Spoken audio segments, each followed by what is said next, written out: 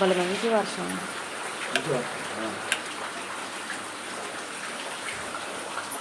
ఏమో కాదు మళ్ళా తాగుతా.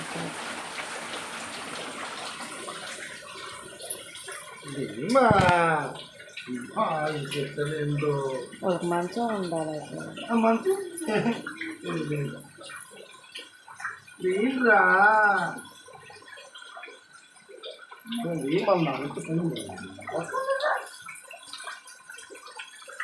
చూపు వెళ్ళిపోతుంది.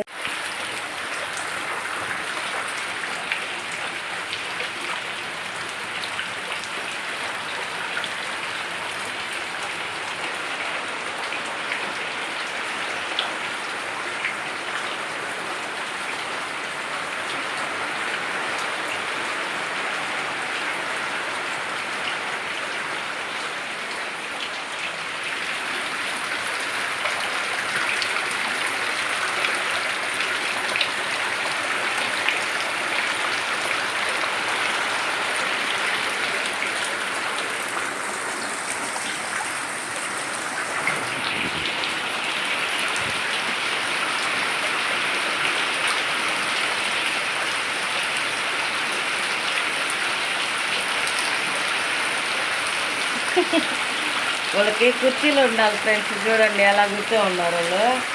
మల్లుడు వేసుకున్నాడు మంచము. వెళ్ళిపోయా తెచ్చన్నా వేసుకోవచ్చు కదా మంచం మల్లుడు వేస్తూ ఉంటాడు. అది ఇప్పుడు వెళ్ళిపోయాడంట. మామూలుగా అయితే మంచం తెచ్చి పెట్టేస్తుంది ఇక్కడ బయట. వెళ్ళిపోయేప్పుడు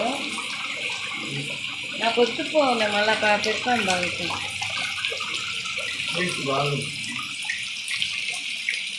ఇప్పుడు మంచాలు కుర్చీలు ఉండాలి. ఇలా కూర్చునేస్తున్నారు. మాకైతే వర్షం చూడండి ఎంత పెద్దదిగా పడుతుందో. పక్కన కాలువ ఉంది. ఆ కాలువలో నీళ్ళు కూడా మా ఇక్కడికి వచ్చేసి నిండిపోయింది. ఈ నీళ్ళు పావు అటు పక్క నీళ్ళు పోతుంది. ఆ నీళ్ళు కూడా లోపలికి వచ్చేస్తాయి మాకు. చూడండి అంతా బుడద నీళ్ళే. ఉదయం లేచేసరికి బుడద నీళ్ళన్నీ ఇలా వచ్చేసింది. మామూలుగా అయితే మేము అక్కడ ఆడుంది కదా ఎదురుగా, అక్కడైతే నీళ్ళు పోయేదానికి దారి ఉంది. ఆ దారికి పెట్టేసి ఉంటాము. ఈ నీళ్ళు పోతూ ఉంటాయి, బయట నీళ్ళు రాకుండా ఉంటాయి.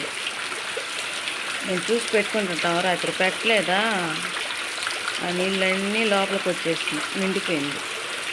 అన్నీ బుడద నీళ్ళు. అటు పక్క స్లో అయితే నీళ్ళు ఇటు పక్క నుంచి బయటకు పోతాయి నీళ్ళు. ఇదంతా కడుక్కోవాలి బుడద అంతా. ఇక్కడికి కూడా లోపలికి కూడా వచ్చేస్తాయి. లోపలికి లోపలికి అదంతా వెళ్ళిపోతాయి. దేవుడి రూమ్ దాకా వచ్చేస్తాయి నీళ్ళు ఎక్కువైపోయినాయి అంతా.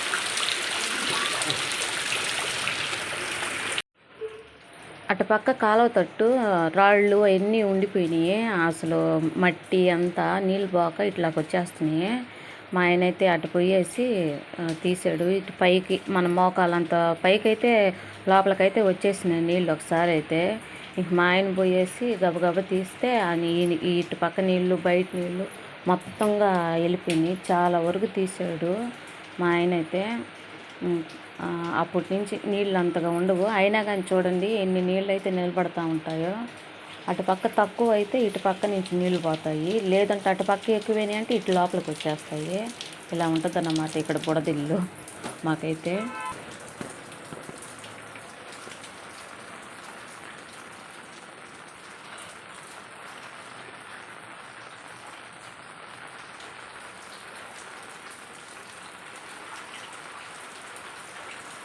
అంతా బుడదే. నాకు గడుక్కోవాలి.